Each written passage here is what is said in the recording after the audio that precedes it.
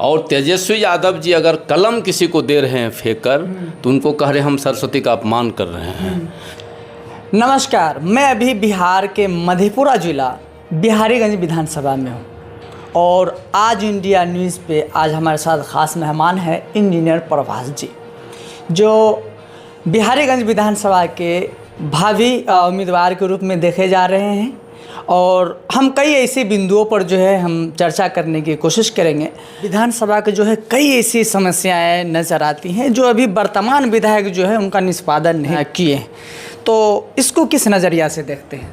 देखिए, विधायक बनना अलग चीज़ है, लीडर बनना अलग चीज़ है, काम करना अलग बात है।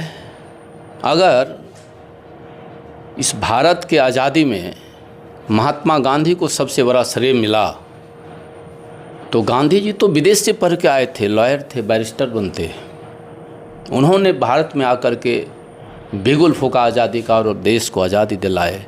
और हम कहते हैं कि बिना खड़ग बिना ढाल इस देश को आज़ादी दिलाए, इसीलिए उनको राष्ट्रपिता और गांधी कहा गया, महात्मा कहा गया। तो समाज और जो विधायक हैं यहाँ, हम उनके ऊपर व्यक्तिगत कोई टिप्पणी नहीं करेंगे, लेकिन हम समझते हैं कि वह एक थोपा हुआ है, पार्टी के सिंबल पर चुनाव जीतता है।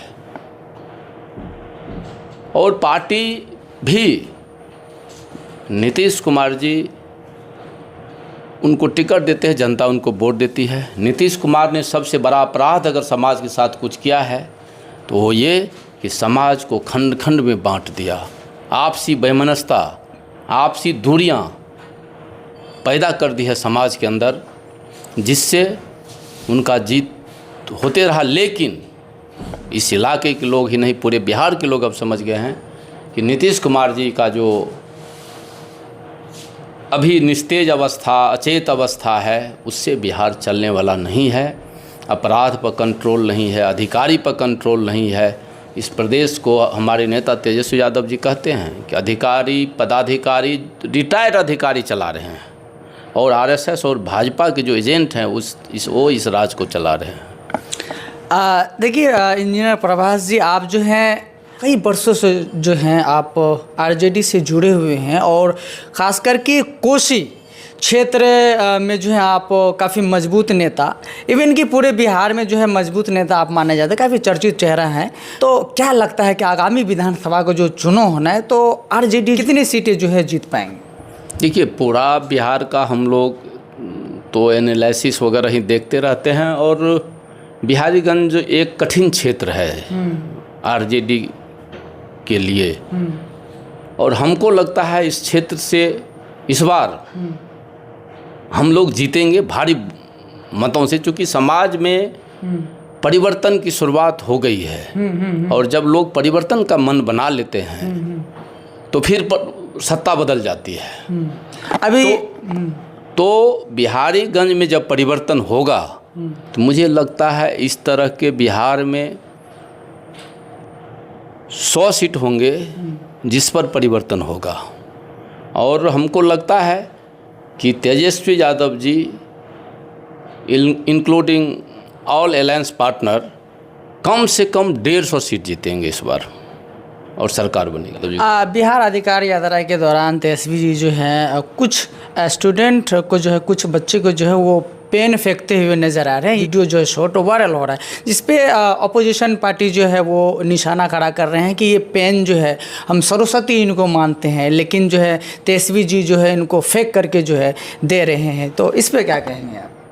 देखिए, जब हम किसी को फूल किसी के ऊपर फेंकते हैं तो उसको कहते हैं कि हम इनका फूल से स्वागत कर रहे हैं।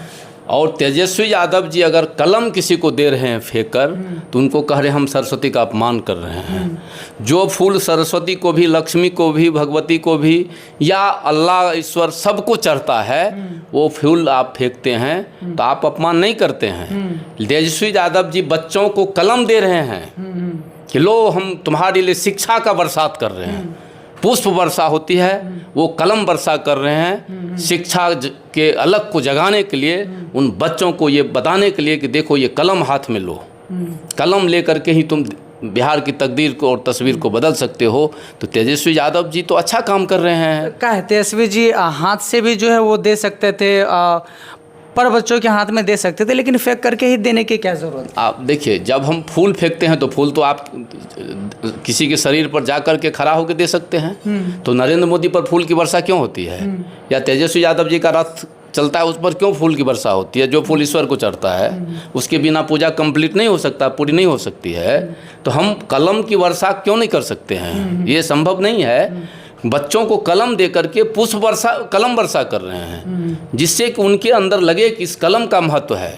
हथियार का, लाठी का, बंदूक का महत्व नहीं है। इस तेजस्वी यादव जी ने कलम दे करके लोगों को, उन बच्चों के मन में यह विश्वास पैदा करना चाहते हैं कि तुम्हारे हाथ में कलम होनी चाहिए, और उस कलम से ही तुम तकदीर अपनी भी लिख सकते हो, अपने परिवार की लिख सकते हो, अपने राज्य की लिख सकते हो, अपने गांव, समाज, देश का तकदीर अगर किसी चीज़ से लिखा जाता है तो वो कलम है।